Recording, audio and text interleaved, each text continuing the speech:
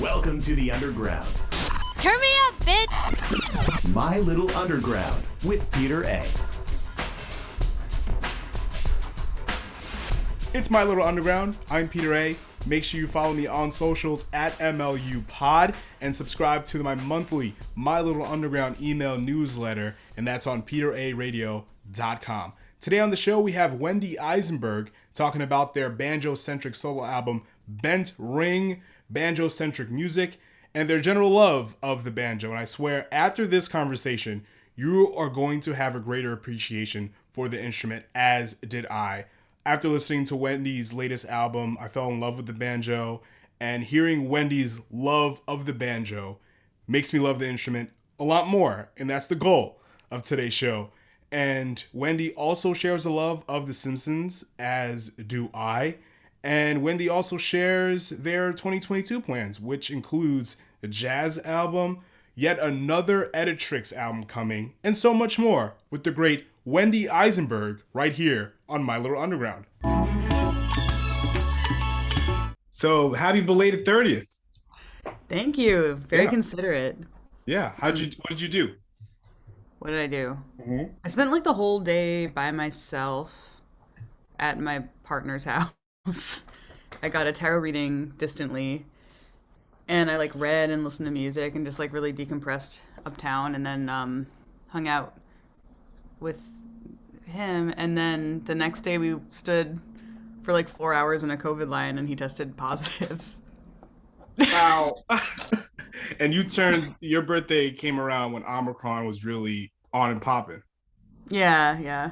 Oh my God. How did you make out? Did you end up testing positive too? No, I haven't gotten it yet. My roommate, I have two roommates, and one of them got it shortly after my partner got it, but not from him because he was isolating and he like hadn't seen him or something. Okay. And then like right now, the roommate that I was catching up with is isolating because she feels sick, but she's tested negative on rapid tests, but it's just like a whole mess. And I feel like I'm like the last person I know who hasn't gotten it. Yeah. And it's like I almost feel kind of reckless, which I shouldn't, but I'm like, I'll never get it, which is dumb, you know? I have two roommates. No, I have three roommates, and two of them tested positive. So, and what's interesting is one of them that was kind of symptomatic, I was face to face with, and I was like, oh shit, I'm fucked. So I went to get a COVID test, standing in line. It was like 20 degrees out, hour and a half, got a PCR test, negative. I was shocked. Yeah. I was like, what I came to the realization is that these vaccines work, because if I didn't get anything, I don't even want to imagine what my life would be like. You know what I mean? So totally. Yeah. Yeah. I'm like triple vaxxed, and I feel I was really cautious about it at the beginning because I have asthma, and now I'm just like, the vaccine has really worked, and I feel like I have like powerful Jewish blood that's preventing me from, you know, my weaknesses or whatever. Yeah. So it's like, it's good. I mean, it's a horrible thing to like to really care for someone and then to have to isolate from them like right after you turned a significant age, I guess, you know? Yeah. I know. It's crazy. So what did your tarot reading say? If you want to share, you don't have to share if you don't want to. I'm just curious. Oh yeah. I mean, well, I've done tarot for a really long time, but my friend Katz, who does it, Ellis, is like a total genius. And so we did one that was like for the year, and I have all these notes. I mean, I don't really want to go so much into it because I want to protect it. I have a thing where like, I feel like if you talk too much about particular things, it's not like they won't manifest, but like when they do, it'll be almost expected. And I kind of want there to be like a general sense of surprise. Yeah.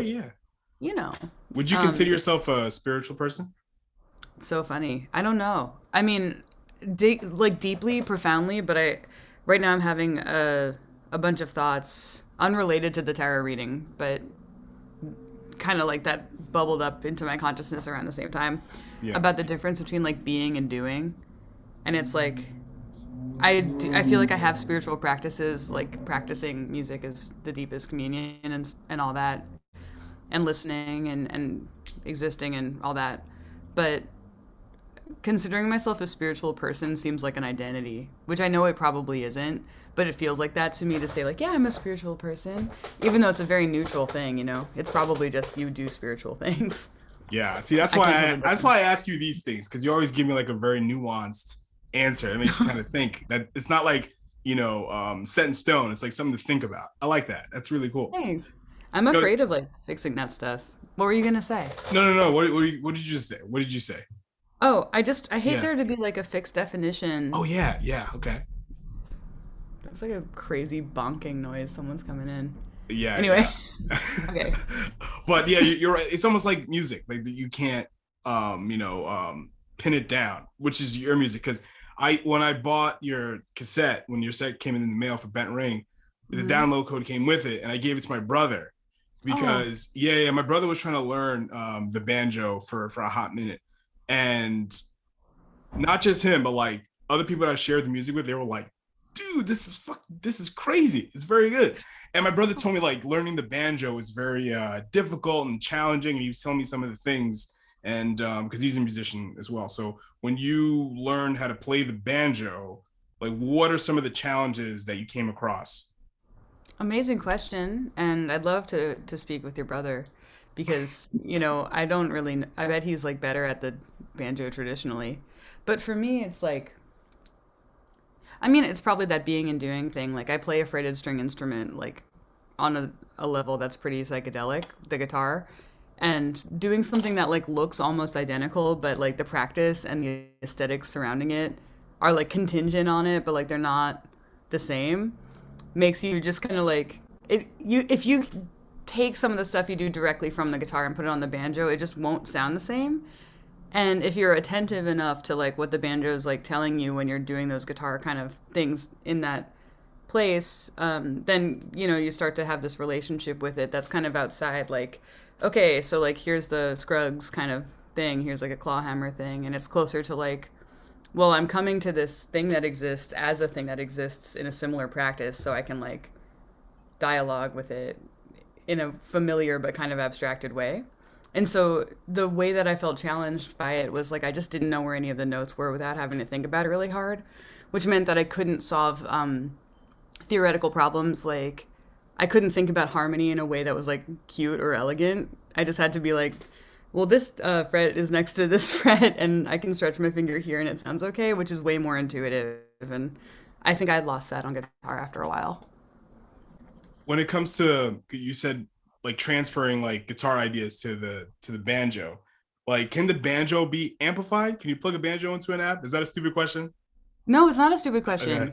I can't plug my banjo into an amp except for I have a contact mic that I built, but I didn't use that.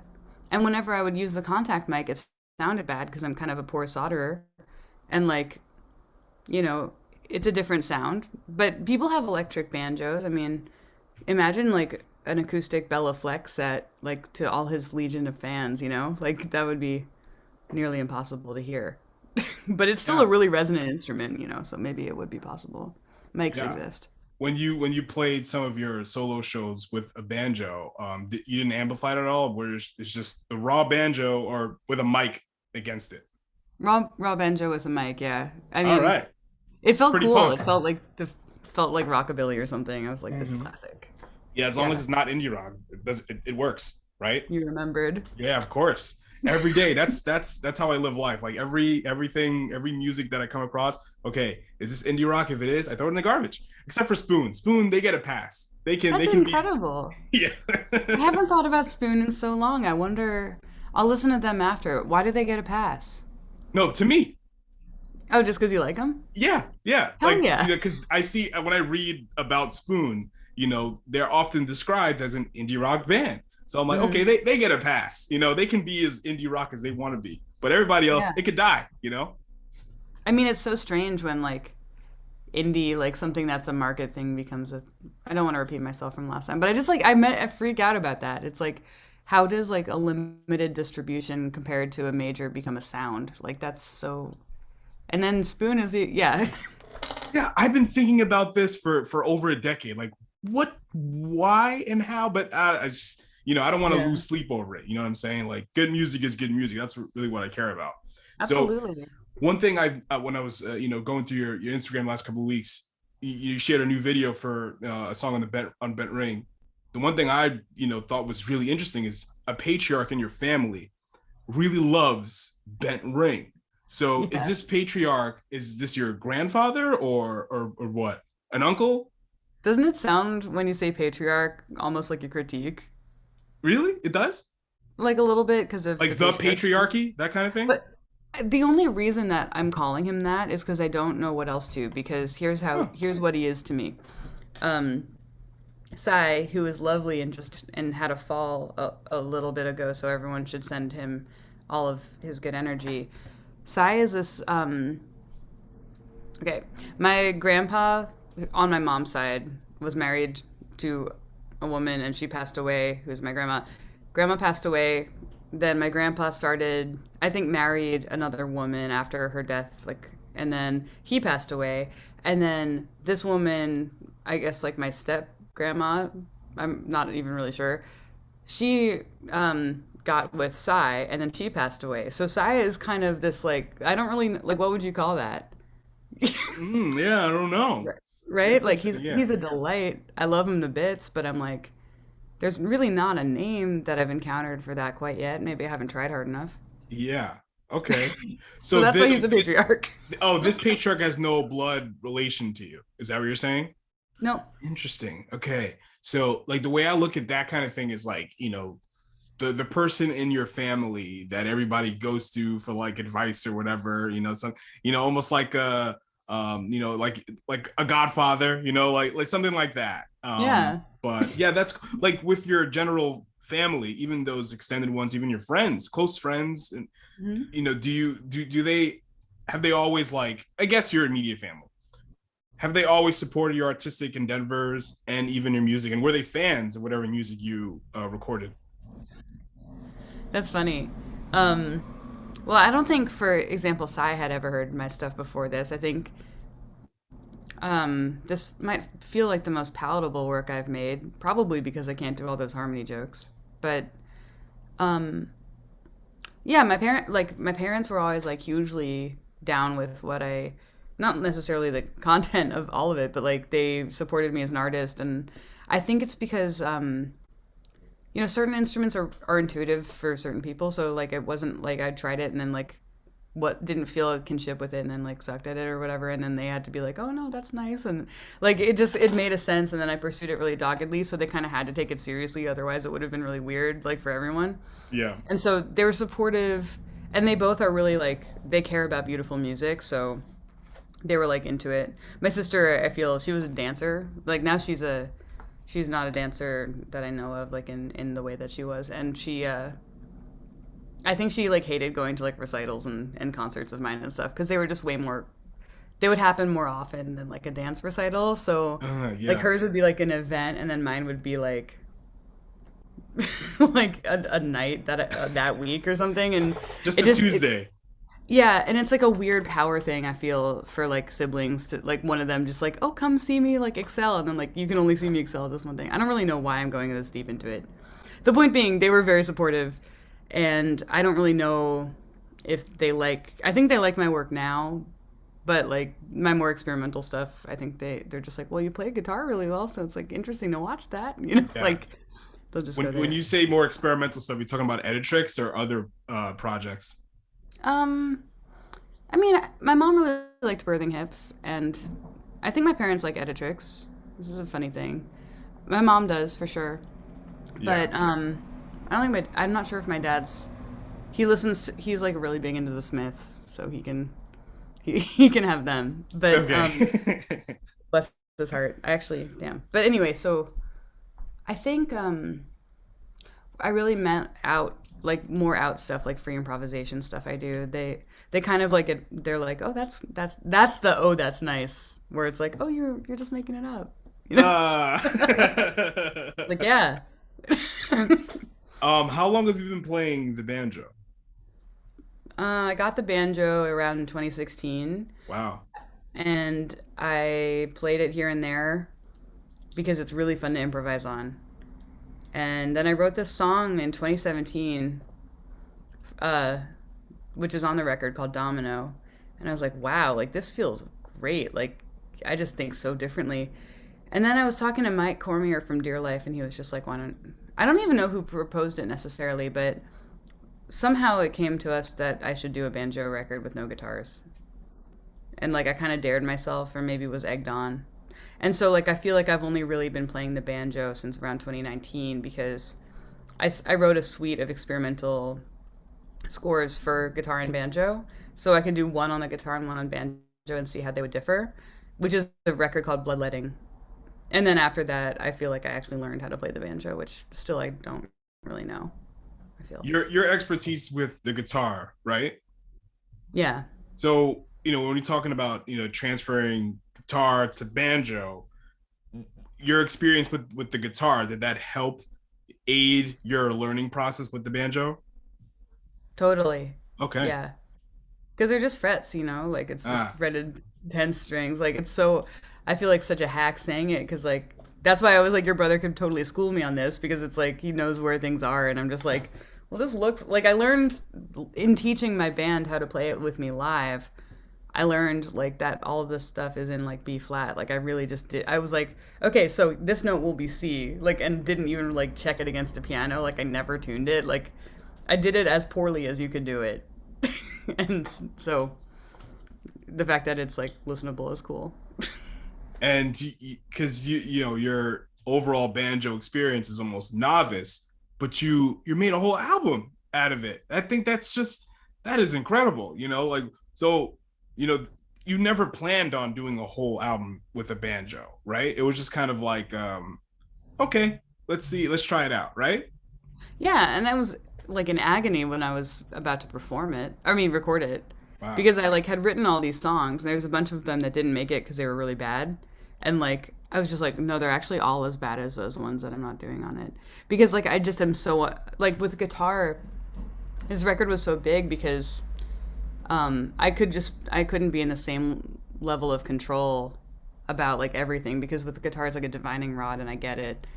But with this it's like I don't even know if these songs are good. Like they sound weird. They're like banjo songs. So it was cool to like, well, first of all, it's just super nice of you to say that it's cool because it was like a really weird dare. And the fact that people listen to like someone's like impulsive dare is kind of a miracle of the underground. Yeah. To me, what makes a song like really good is when you hear it, you're like, huh? What? You know what I mean? Like that's what I felt when I heard this because I don't listen to like barely any banjo centric music at all.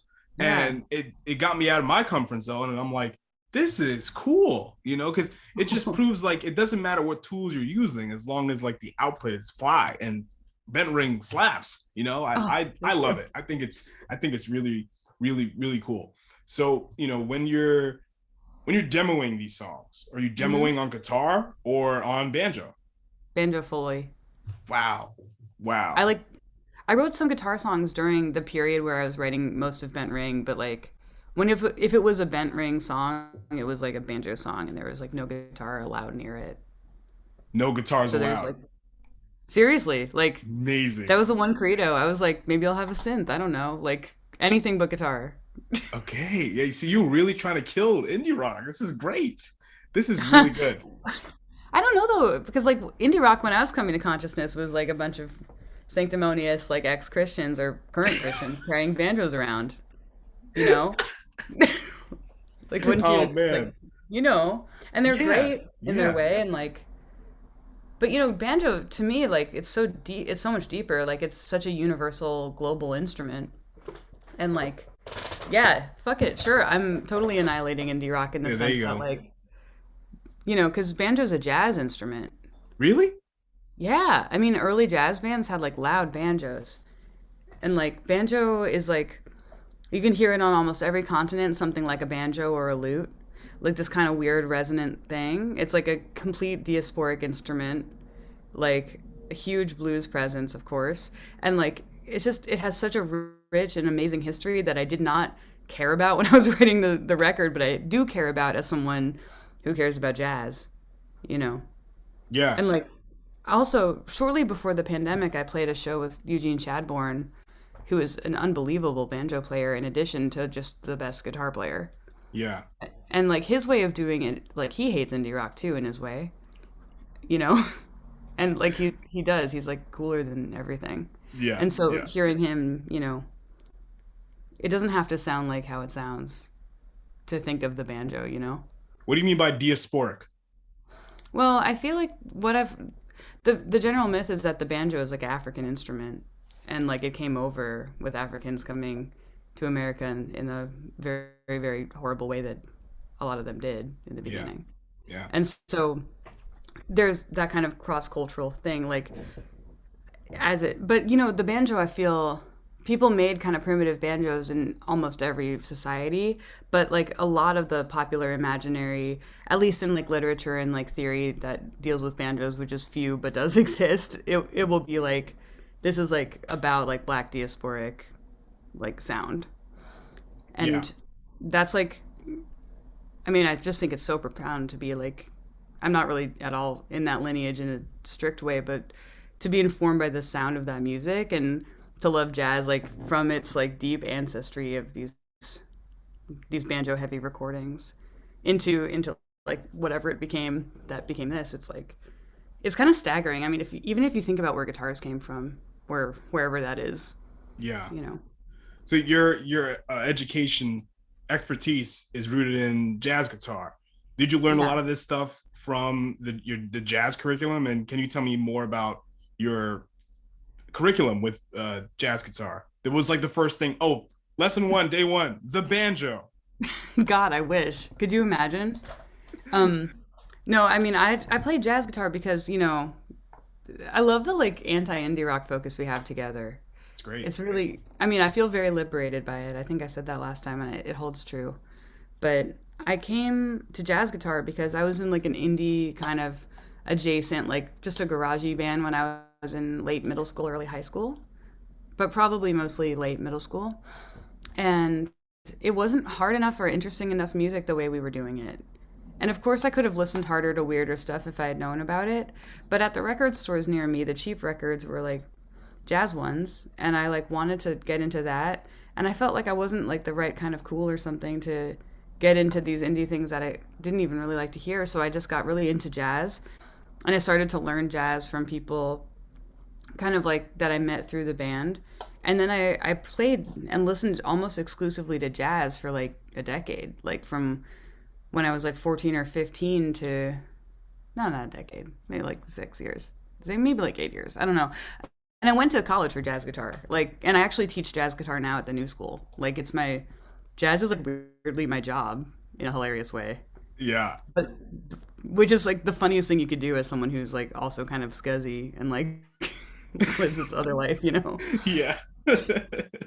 So in the Yeah. curriculum, you never learn about banjo though, to answer Never. Interesting, but it's a jazz instrument according to you, professor.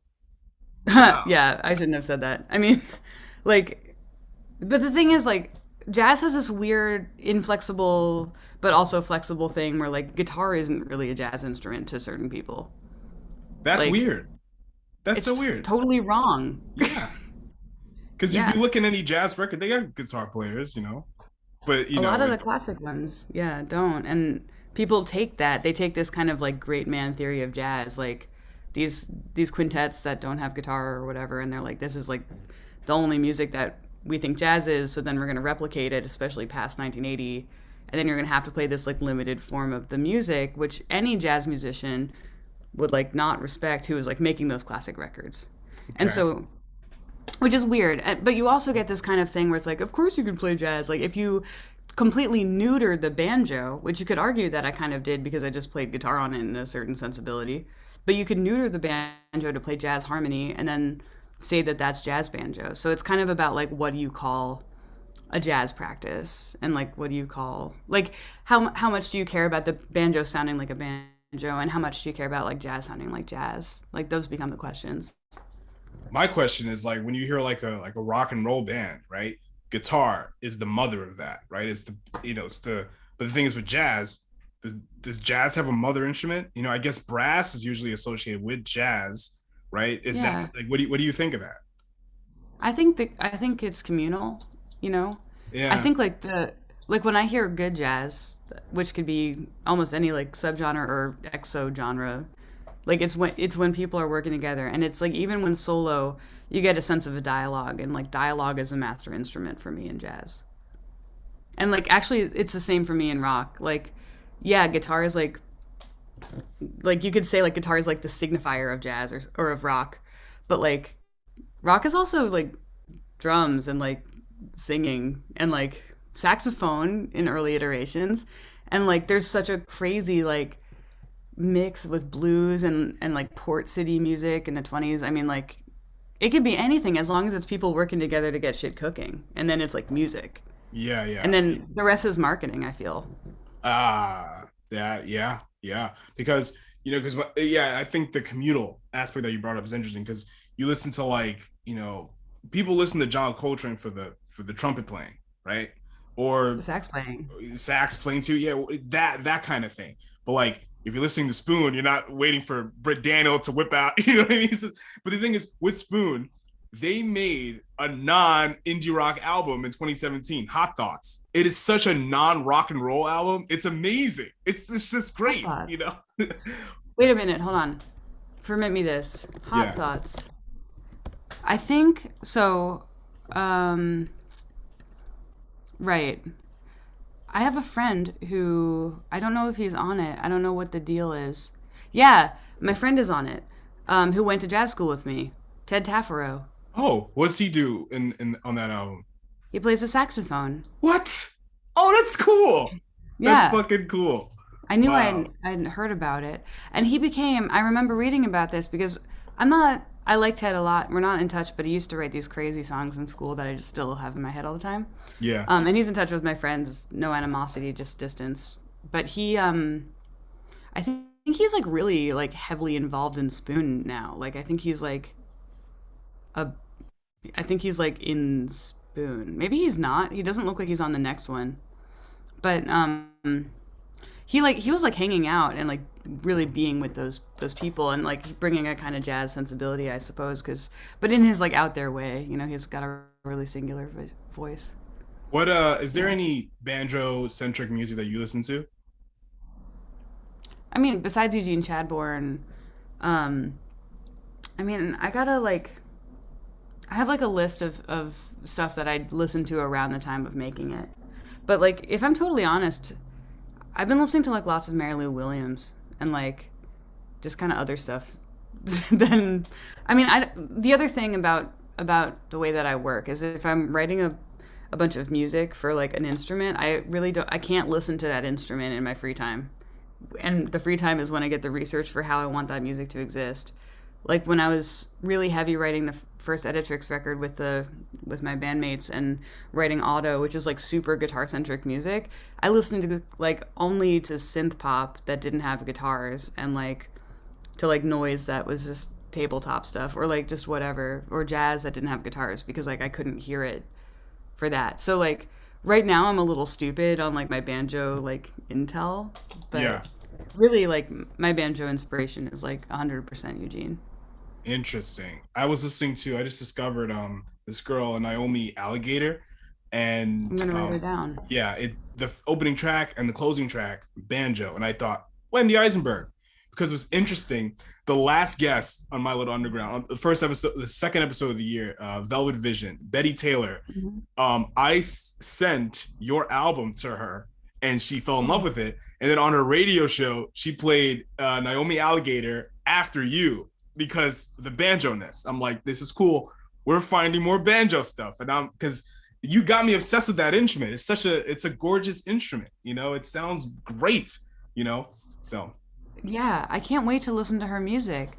Yep. I remember hearing Sadie Dupuis do a lot of banjo stuff really early in Speedy, and I like it when banjo kind of trickles into the fold. I feel like a lot of people do it in secret almost. Sadie loves you. Sadie loves your music. Yes, I think Sadie Dupuis called you like her favorite songwriter. It was I saw that on Twitter like a year and a half ago, right when I was about to interview you and the Editrix crew. And it's weird because in a way I know that because we know each other and I've opened for her and and we're like the kind of friends that I wish were closer. But like hearing that is always so validating because her songs are so surprising, you know, and like it's so cool. And she's such a ripping guitar player. It's just like a total honor to like be in her orbit that way. Yeah. And thanks for like relaying it. That's like hugely nice. Sadie has a good ear for melody because I think it's cool that you brought her up because I think Speedy was on Car Park and Naomi Alligator's on Car Park as well. Which is really cool. It's very, very poetic. You like, so are you a Simpsons fan? Huge, yeah. Oh, so am I. So your love of jazz came from Lisa, or was just I just love jazz because you said you love jazz since you were a kid. It like touched. I mean, it didn't hurt to be interested in jazz if somebody in the zeitgeist who people seem to like in their way was interested in jazz. I mean, she was definitely like a cool jazz femme that I liked. I like her so much. I guess, yeah, probably. It's hard for me to go back to that because I just love The Simpsons like to this day for like the jokes, and I don't really think about like, I think about who's making them, but I don't really like consider myself in relation to the characters almost ever. So like, I'd have to think about it more. No, even though I think Homer and Marge are just lovable characters, even in their flaws, they're just, because you at least like the first 10 years of the series, it's just you see like Homer is just all about his family. That's all he's out for. Marge too. It's such beautiful characters and unique characters. But what's interesting is I don't know if you've ever been to. You're in New York, right? Yeah. Okay, so I don't know if you've ever been to Deep Cuts in Ridgewood.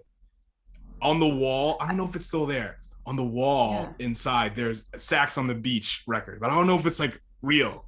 You know what I mean?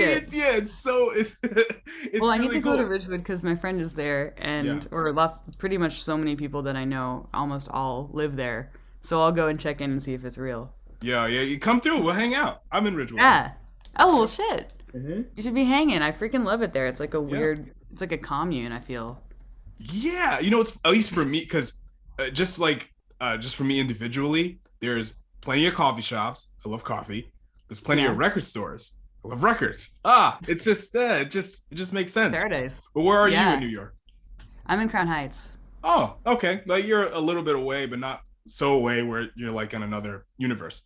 I'm pretty central, but Ridgewood's like, I feel like everyone I know lives there. I mean, like I feel like that, like you're like, I love coffee is there. I love records are there. And for me, it's like, I love people and like Henry's there and Nick's there and Gabby's there.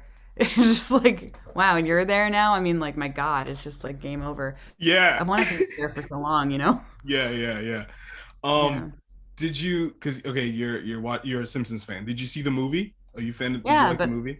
I haven't seen it since, like, maybe it came out.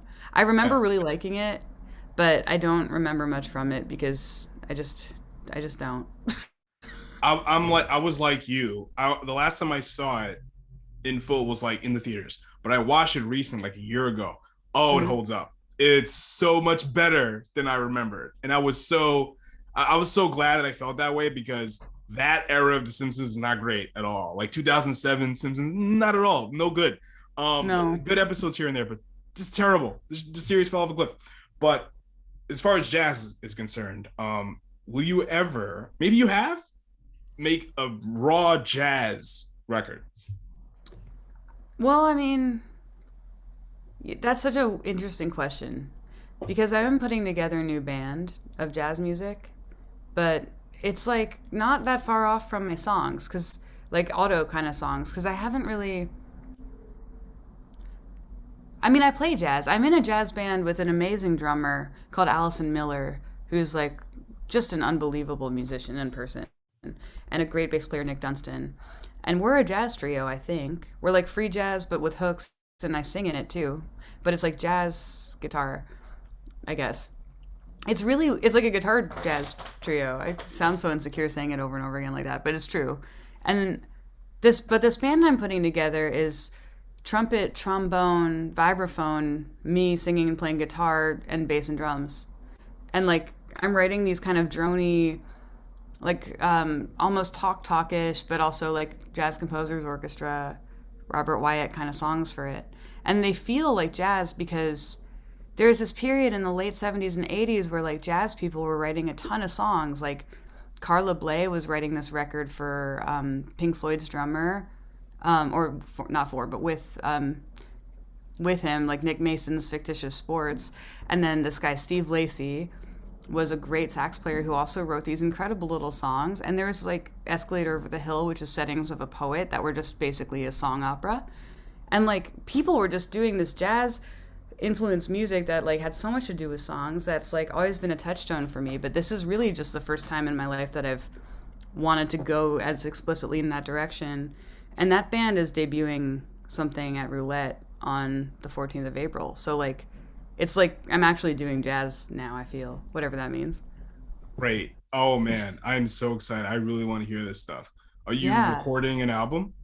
Well, I hope so. I want to see how the show goes, and I want to feel, because the thing is, the band is meeting for the first time in a little bit. Like I've spent the past couple months composing for it, but like we have to get a sound. I want to record with them. I have to check in with them to make sure that it's like all things that they want to do. But I think like I want there to be a record. I have in mind where I want to do it. I love the concept of, like, all these musicians are just geniuses, you know, like Patricia Brennan, whose record you should listen to, is the vibes player, and Chris Williams, who's played with like Pink Sifu, is like the trumpet player. I mean, like everybody who's in it like has inspired me in some way or the other. So like I really do want to gaggle them into this record. But it's like funny to ask that. Like I still feel, again, kind of mangy, and like I'm asking them to do something a little bit more underground than they might want to. Have you rehearsed? You guys have played together? No, I've been in a horrible email thing of trying to get everyone together. Oh yeah, okay, all right, cool. But you already have a show planned in April. Yeah, it's a commissioned concert, so like. Oh, right. We're getting together for that. We're starting at the end of the month. Oh, I gotta pull up. I hope, because there's a lot of shows happening in April that I have to be at. You know, like I don't know if do you listen to or know of Combo Chimbita? No, send me. Oh, man, and Lido Pimienta. Do you know her? No, I need to know more things. Oh, you would love them. You would love them. They're playing a show together, and it's just. Man, oh my God, I hope everything is all cool by April, and it's happening elsewhere. I got to be there. And this jazz show you're talking about, I got to check that out too, because I think you're like a great artist. You do so many different things. Like that's the kind of stuff that I like, you know, because you're not inhibited by genre at all. You don't care where you are in the record store, as long as you're at the record store, which is cool because you could probably buy a lot of your stuff at record stores, which is just great, man. It's a pretty psychedelic feeling. Yeah. So is there any instrument that you love that you've never totally toyed with, that you would make or think about making an album? You know, it's so funny. You were saying all those nice things, and I could hear my like roommate around, and I was just like, oh God, like this is what they think that I'm like doing all day, just like I've actually started teaching myself like very slowly how to play the lap steel. Okay. And like I would love to do, I mean, I don't want to stick in heritage country forever, but it'd be really cool to do like a record where I get to play a lot of lap steel. It'd be cool to do like an experimental lap or pedal steel record. And also I play a lot, like I write a lot of keyboard parts in my music and vocal things. Like I've always wanted to do like an all voice record or like an all voice plus synth record. Wow. But I want to say like I kind of want to shout out my friend Zach Rowden, because he's a fantastic double bass player, and he does a lot of like incredible stuff on like the upright bass. But he also like many years ago he started playing other stuff like violin in this, and just like random other things, like anything. And his philosophy behind it was like, if I do it, like, because I have so much a background in music, like whatever I do with it will be me encountering the music. And like that's kind of the inspiration. Like I really do, I want to kind of have that sensibility that he does of like, well, it's a tool, and then here I am. So it would be cool to do that with another instrument, but like right now just talking to you would be the craziest to do with voices, because like I'm such an insecure singer, and like it would put me in touch with something that's like both me and beyond me in an amazing way. You have a very like raw voice.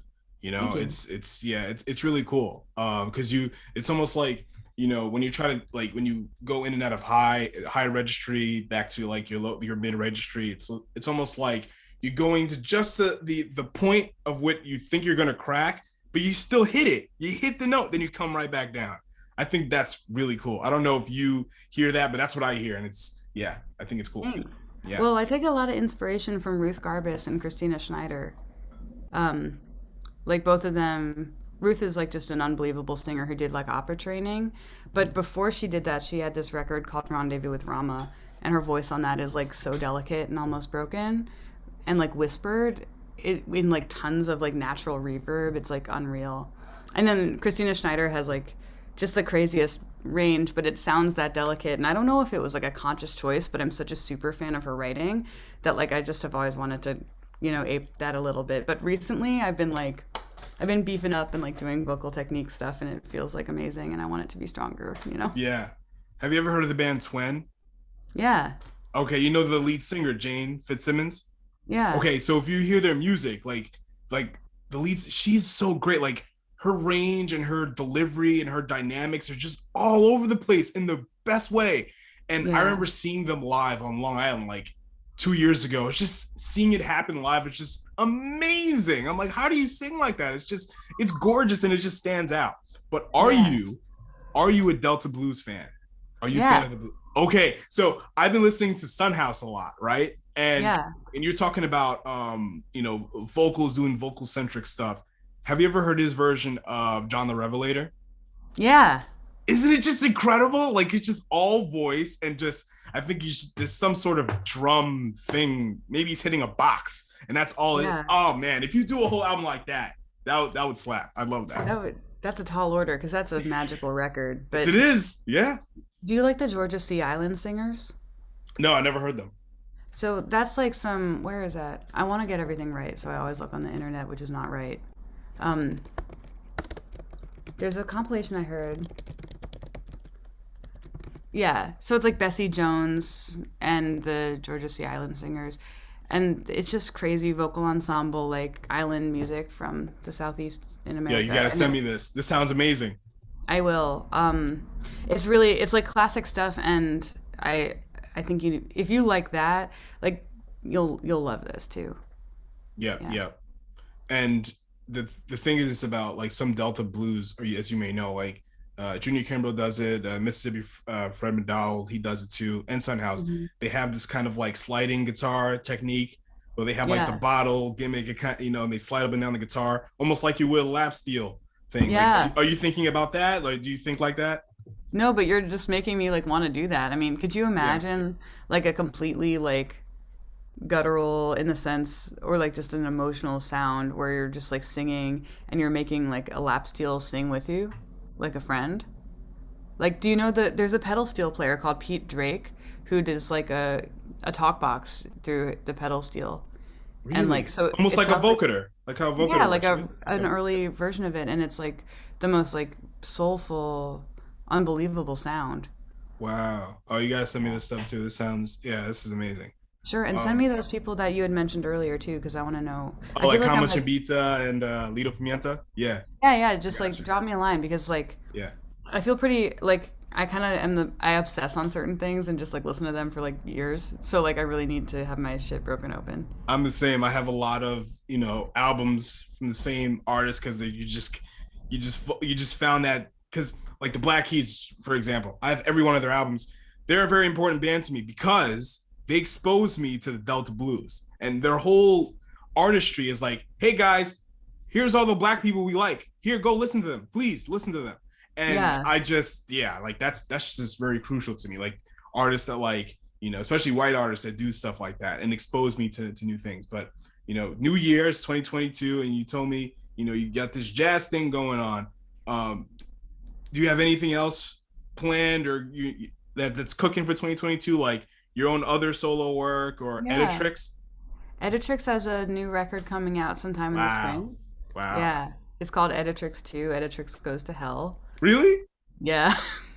Wow. Okay. All right. That's cool. Yeah. Are you serious? I'm 100%. I couldn't lie about that if I Okay, tried. okay, Yeah. cool. That's a great title. It is. I think you are gonna really love it because Please. like it's a very dark vibe, but it's like really cool. I'm really proud of it. And so that's coming out, and we have a big tour going on in Europe for that, which is like scary because I've never done that with rock music. Like I did a free improvised music tour in Europe, but nothing really rockish. And then I started recording my songs music with the same band that toured for Bent Ring, plus um, another like guitar player, keyboardist to make it feel like the Beatles, I guess. I don't know. And it's freaking so crazy because all of the songs that are really weird and kind of artsy that would have been like the moodier pieces on a prior record are going towards this jazz thing. So everything that's on the song stuff is like ultimate like power pop almost, but it's like super fucked up somehow. Like I've never really written like it, and it's like very weird that I wrote the things that I'm now rehearsing and like arranging because it's like, why does that sound so satisfying in an almost conventional sense? Like, am I joking? Because I don't even know. So like that, we're starting to rehearse and like make that kind of be like a reality, and I hope to record that sometime in the spring. But then the other thing is that jazz band with Allison and Nick that I had mentioned earlier. So that's happening too. Is that why you're not playing any more banjo shows? As of Oh right now. no, I mean I want to blend because the banjo band is the band for the songs. Okay. I'm just giving it a rest because I have so much music that I'm doing. Like Right. broadly, Right. like that's why. But also like, I want to blend it into the set. That music's super beautiful, and it'd be cool to just like play it within, with this other like arrangement of people, like just with the extra member to see what happens. And I haven't really had the time and wherewithal to do that. So like, I'm trying to figure out where it fits in. But I might do another banjo set somewhere down the line because it is a really beautiful album, and I wish I could do like a big global tour of very soft music. Or like a summer thing, because you put this out in like, what was it, the fall? It was a fall album. Yeah. So I picture hearing this in like July and August, like somewhere outdoors, and everyone's like, drinking Wouldn't that be something nice? cold. Oh my man, like yeah. Yeah. I'm seeing it right now. You know what? Um, That's a fabulous idea. I've been like super lazy about booking tours because of Omicron. Like I was just yeah. starting to like get into it, and then it was all just like making itself tight again, and I had this big stuff going on in the spring. But now I'm like, shit, okay, I'm gonna book a solo, or not solo, but a banjo band like summer tour. Or Yeah. I'm gonna convince Mike, who drums in that band Friendship, who's also the drummer for me. I'll convince him to like have me open. So I Yeah, can because I get remember this. when I first heard when you announced Bent Ring, and I wanted to talk to you about it right away because I was just obsessed. Um, you know what? Like, because when I actually like to do an interview, like, I had the impression that you wanted to do it outdoors. You know what I mean? And I was prepared to do that because I have a recorder and I have my phone Yeah, because you could have that would have zoomed been in. really fucking cool. Like that would be so cool. Like We I could just love have like doing. a Yeah, periodic talk every couple of months and just do yeah. that outside. I mean, I prefer it outside to inside mostly. Yeah. Like outdoor interviews are the last outdoor interview I did. It was pre-COVID. It was out in Long Island in a park in Babylon, and it was really cool. It was awesome. Babylon. Yeah. West Wow. Babylon. It was way out, West not way Babylon. out there. Did you grow up there Yeah, I grew up on Long Island. Yeah. in Babylon? No, in Valley Stream. So yeah. I would like at the time like I had a car, so I would drive out. Like from Valley Stream, it's like 20, 30 minutes. It's pretty deep, Yeah. but I know that area because one, the person I interview, I'm friends with, and she's in a band, Small Data. They're amazing. Check them out. Cool. And there's a record store out there that's just phenomenal. I still go there to this day. What's it called? I can't wait to go. Looney Tunes. Hell yeah. It is amazing. It is absolutely, and they're really cool because they get a lot of artist signings and stuff like that, and their selection, especially with vinyl, out of this world. It is so good, Maybe so I'll good. go tomorrow. I mean, You're going to I Long was Island gonna tomorrow? No, I have a car though, so I just like to Oh, go. Yeah. oh, cool. That's my little bougie thing that I have is a car. That's Yeah, car in Brooklyn. stupid, but I do. Yeah. Like, how do you deal with alternate side parking? Like two, three times? Begrudgingly. What? Yeah. Begrudgingly? But like because of COVID, it's only once a week. Like I've never known Really? it the twice a week thing. Otherwise, I probably would have given up. So Yeah. so it's weird because sometimes I'll just like move my car like in advance and be like a smart person, but mostly I'll just like wake up early and then sit in my car and listen to a record. So it's actually not that horrible. Oh, yeah. Yeah, it's just kind of If you peaceful. if you go to Looney Tunes, let me know what you think and let me know what you find because they have some bomb records, like really good shit for real. Yeah. I mean, I've been for the first time in a very long time wanting to buy records, so I'm like happy Yeah. and a little scared that you told me about this place. Yeah, I know how you feel because I've dropped some cash. Because again, like I said, there. Okay, let me tell you a funny story. The last time I went there, you listen to Illuminati Hotties at all or no? Yeah. Okay, so the last album that they put out was what was it? A year, 2 years now? It was no. It was about 2 years, so 2020. Hmm. The free Illuminati Hotties album I thought was awesome.